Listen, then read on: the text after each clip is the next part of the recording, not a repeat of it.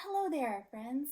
Welcome to My Gathering Basket. My name is Danelle. Thank you for joining me for a short talk about making, homesteading, and other interesting adventures. At least I hope they're interesting to you. I have several things just to update you on really quick. We have supposedly a massive storm system headed our way overnight tonight. So it's a beautiful day out today, and the daffodils are blooming, the crocus are blooming, the tulips are getting ready to bloom. So my mom asked me if I would rescue some daffodils for her, and she gave me a few. So I am loving the fragrance of the daffodils right now, and I thought I would just pop them into frame so you could see them as well. The other thing that I have, and okay, y'all know there are a lot of different things. I tend to collect hobbies, but one that I had many years ago and then just kind of let go by the wayside, didn't have space at the time, is houseplants. So I'm wearing my little Plant Lady is the New Cat Lady t-shirt. I'm just home from work actually, and I've been working in the greenhouse all day. So I have gotten back to my old habit of collecting houseplants. So this is the little one I thought I would show you this time. This is an Easter, or some people call it a spring cactus, but traditionally it was called an Easter cactus. Very similar in look to the Christmas cactus, and because it's evening, it's starting to close up just a little bit, but it has these beautiful, more feathery blooms. You can see, find you a good one here, like this one here. It's almost a double or triple little bloom, so very feathery, so a little bit different than the Christmas cactus. And I just found this at a local big box store. I had one like 20 years ago that was beautiful and a fuchsia, and then I had never seen the orange before. So they had red and orange and pink and lavender. I got my mom the light pink one. It is beautiful. So I will probably take a snip off of hers at some point and start another one. But this little guy is just bringing me a lot of joy right now. And probably from time to time, I will give you kind of a snapshot of different plants that I have collected. I tend to find things that have a story or a personality. Okay, so yeah, plants have personalities to me. So I hope that's something that you enjoy as well or will be amused by. But that's my little plant feature for today. Now, most of you are here more for the fibery content than anything else. So let's get started with the spinning. And if you remember last episode, I made a boast about doing 2 braids of fiber a month. And I'm happy to report that I have actually done one of my goals. So I did get, in the month of February, I got 2 braids and a little bit more spun. Now, I don't have anything to show for it because both of those skeins have been gifted, and that's something else I am really enjoying. So I will try to pop a picture somewhere over here of the skeins that I have finished and have sent off to new homes with makers that hopefully will enjoy carrying on the journey of that fiber and making it into something new. So for this month, I did tell you last time that I was working on some Tunis, and this is for the Shave 'em to Save 'em project. And I actually did most of this in February. This was my bonus skein, so I'm carrying it forward into March. But this is the skein that I got finished. It's about 3 ounces. It looks really small. It's about 2.5 to 3 ounces. And I actually did this as a 3-ply. When I spun this up, it spun so fine that I did a 2-ply, and it seemed like almost lace weight. Now, in retrospect, I might have gone ahead and done a 2-ply and washed it because it really did bloom. So when I finished this 2-ply, and I've not yet figured out the best way to show yarn, but there's what it looks like. And I'm relatively pleased with how it spun up. I did spin this worsted. My intention, like I said last time, was to make a pair of socks. Frankly, I'm not sure I have the yardage, and I had to double check. I haven't double checked the yardage since I did get it washed and dried. So I would still really like to make a pair of socks out of it because I've heard Tunis is really good for that. But we'll see what it becomes. I have the second skein in progress and I am working on the third ply right now, and then I need to get it all plied up. I was hoping to have that done before I podcast, but I didn't quite make it. So I will, hopefully that will be my skein 1 for March, and I have already picked out what I'm going to do for skein 2. So this is Deep Stash. Not my deepest, but it is Deep Stash. This is a spin that I did, I'm gonna guess something like 2014. I may be wrong, but something along that. And I really like how this came out. It's kind of maybe a sport 2-ply. This is Merino silk. It is an Ashford top that I bought at a fiber show, and I loved how it came out so much. I really wanted to do like a short sleeve top, and I knew I didn't have, I don't remember now the yardage, but I knew I didn't have quite the yardage I wanted for the project. So I called my friends that had the booth and asked if they had any more of this fiber. And I said, whatever you have left, I will take it. So they had about another 5 ounces of this beautiful top. So again, it's Ashford. I don't have a colorway for it. It was one of their standard colorways at the time. In fact, I am pretty sure Angela from Yarning Yarns showed she said it was an Ashford top that she had been given when she was in New Zealand. And she said she was going to, it was several years old, and that was her goal for March, was to spin it up. And I am pretty sure that it was the same top. So it always amazes me on these blended tops how you get the fiber and then what it spins up like. And you can do so many different techniques with spinning that will give you completely different looks with the same top.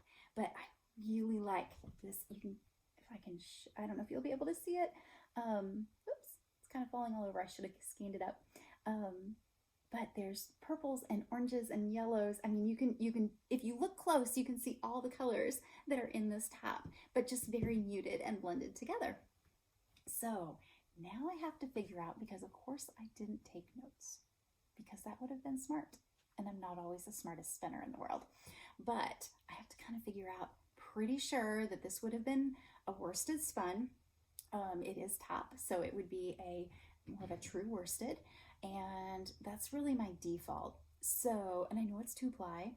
So now I have to sit down and see if I can spin it. I think Merino silk, some people will laugh, but Merino silk was really what I learned on. I didn't know it was supposed to be harder. So that's really, it's kind of a comfort spin to me. I like a lot of different fibers now, but this is kind of like, this is going home for me. So I have probably a default spin with a default fiber, and I'm just hoping that this will go quick. And frankly, we have had so much gray weather here, and it looks like the next few days we may have quite a bit more of storms. So I am going to sit here with my daffodils and my Easter cactus and spin a nice springy fiber. And then I am really hoping that I'll be able to make a nice little summery, maybe a lacy top out of this. So here's my next spin in March, and stay tuned next month to see if I actually make my goal or not. So it's my goal, but I'm not putting a lot of pressure on myself. Kind of like that 21 skeins make along that I'm working on. I hope to finish it, but I'm not going to cut myself down if I don't. So I'm kind of taking it 1 month at a time and just celebrating when I do make it. And then kind of continuing on with spinning, reporting in on my Bly sweater. It is looking like a sweater, folks. I have the yoke completed. It's not behaving very well right now. I have divided for the sleeves, and it's looking sweaterish, even when it has all these waste yarns. So I am pretty pleased with it so far. And it's blowing out a little bit. It has that rich brown gray that's maybe a little bit better color. love this color. Absolutely love this color. So this is it's BFL. This is a British, I was told. I bought this again at a fiber festival by the pound. And I'm loving how this is looking knit up. So I have a couple inches below the sleeves done, and I am doing this on a circular. And I have told you before that I have trouble with rowing out, where the purl side or one side is looser than the other and kind of get some ridges. So knowing that, I was trying to compensate by changing my needle size. So I was pulling all sorts of tricks. I am using a US 7 on the knit side, and then I had been using, I believe, a 6 on the purl side. But I was having to tighten every purl stitch as I went, and that was not fun. My hands were not liking it. I was literally getting one set of rows, a knit row and a purl row, done at a time, and I'd have to set it up. Well, I am now using a 7 and a 4, which just seems crazy to me, but it is actually working. So I'm pretty happy with how this is knitting up. I am super anxious to have this sweater done. I should be able to finish it, but it may not be in time to wear this spring. We'll see. And it's rolled away from me. This is my hand spun. It's a BFL 2-ply, and this was woolen spun. And yeah, so this is going to be, I am on my second ball, and that's going to be 2 skeins for my 21 skeins mal that I am doing. And if you are working on that, thank you for joining in. And if you have a chance to use the hashtag, if you're on Instagram, it is just 21 skeins mal. And I will put that below. So that's going to be 2 skeins. And then I am happy to report on finished objects. I showed these as works in progress. Y'all, I have 2 pairs of socks, and I was not really in the mood to podcast the other day, but I set these aside and I said I was not going to wear them until I had shown them to you. So as soon as I get this edited and know that this will upload, I can wear my new socks, and I'm excited about that. These are both Peyton's Croy. They are basically just a ribbed vanilla sock. This one I did a vanilla is the new black heel. Now the rest of it is just kind of my standard recipe. But oh my goodness, these are squishy. This used up, Peyton's Croy is in 50 gram skeins. I did actually use 50 grams on each one, and had to do a toe, which they matched up really well. Except I ran out a little bit early when I was trying, I had to sacrifice a little bit at the top to match the stripes up, which sometimes I care, sometimes I don't. But on these, it's always kind of a challenge to see if I can. So I did have to make a little bit bigger black toe, but it's fine. So I'm hoping, I think these will fit. They may be on the looser side. If so, they may be gifted. My mom was saying something the other day about only having 1 pair of hand knit socks, which frankly, I didn't think she wanted hand knit socks. So these may go to her if they don't fit me great. And then this one is the brown marl. And again, basically just a ribbed cuff, plain foot. I usually do the wedge toe, seems to fit me great. And then this one is the under gusset, kind of my, I don't have a go-to. I need to have a go-to, I feel like. But this is the double gusset under the heel, heel turn, whatever you want to call it, heel construction. So I am so excited. I have wanted a pair of socks in this colorway forever, it feels like. And I've made a couple pairs, but they've always been for gifts. So these are mine. And as soon as I've had a chance to wear them a time or two and make sure I like the fit, then I am casting on another pair of Croy socks, because I have quite a collection of Croy yarn. And I love the socks that are made from it. So that's my finished object. And then, I'm sorry, I have things scattered all over here. So, as far as my next work in progress, because I was hoping to do a pair of socks every month, So those are January and February, I'm calling those. And then this one I showed you before as a just barely started. This is the Mrs. Tiggy sock, and it's lace sewed. I hope that's an okay way to show it to you. And it is just a ribbed top. I actually did the knit through the back, the twisted rib. There we go. I kind of like the way that works, so way it looks. So I did the twisted rib, and then I'm into the lace section. This is actually, I'm kind of looking at it on the blocker here. This was what the pattern said, and then I should be starting the toe. And looking at it stretched out, I may actually do another repeat or two. This is a pretty repeat. Of course, it's lace, but if I stretch it out, it's just a very, very simple lace. Like I said, it's the Mrs. Tiggy pattern, and that's by Kay Jones of the Bakery Bears. And I am using some hedgehog yarn, so I thought that was appropriate for the Mrs. Tiggy socks. Mrs. Tiggy Winkle was one of my absolute favorite. I'm trying to think, it may even be my favorite of the Beatrix Potter books. Taylor of Gloucester was the other one that I really, really liked. But honestly, part of the reason why I liked the Taylor of Gloucester is because it was one of the longer ones. And so when Mom said at night that we could pick a book to read for a bedtime story, I knew I could stay up longer if I picked the Taylor of Gloucester. And if you know the Taylor of Gloucester, it talks a lot about sewing with silk twist, button twist. And I never knew what that was, but I wanted to sew with it. And I remember the first time that I got a spool of silk thread, which wasn't silk button twist, but it was silk thread. And being so excited because I felt like I was one of the mice in the Taylor of Gloucester. Anyway, long ramble about Beatrix Potter. I love Beatrix Potter, so I was really excited to be working. And this color is so neon. It is completely blowing out. But if you can, I don't know if this will help.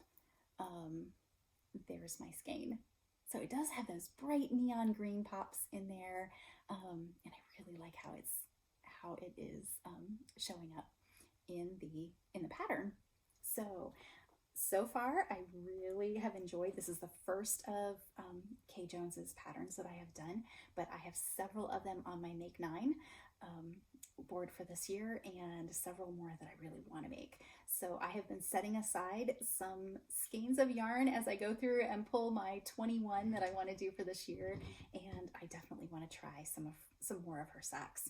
The patterns are just really sweet, and she has Beatrix Potter theme, so win-win. So that's my sock, and I don't know if I'll get that one finished for this month or not, but I am trying. And this is just in my Shetland Wool Week, which, if you didn't follow, they have officially canceled Shetland Wool Week for this year, but they have said that there will be a new hat pattern. So I've really got to get the Katie's Cup knit up, so I will be ready when they have the new pattern come out. So I'm looking forward to that. My last knitting project that I am working on, and this will be for my 21 skeins now. I am not sure what this is. At some point, I know this was D-Stash, and at some point, I think I've lost the label. It may be rattling around in one of my yarn tubs. So I think I will know it.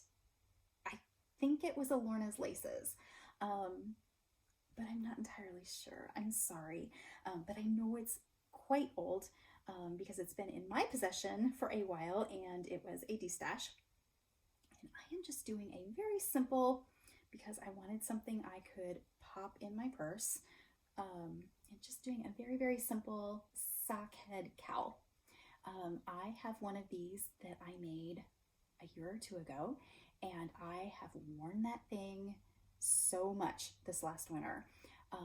Working at the greenhouse, and in the winter I'm usually in the flower section as a florist, and it can get kind of drafty and breezy, and you are in and out of flower coolers, and so wearing a cowl has been really nice, which I didn't think I was a cowl wearer, but apparently I am.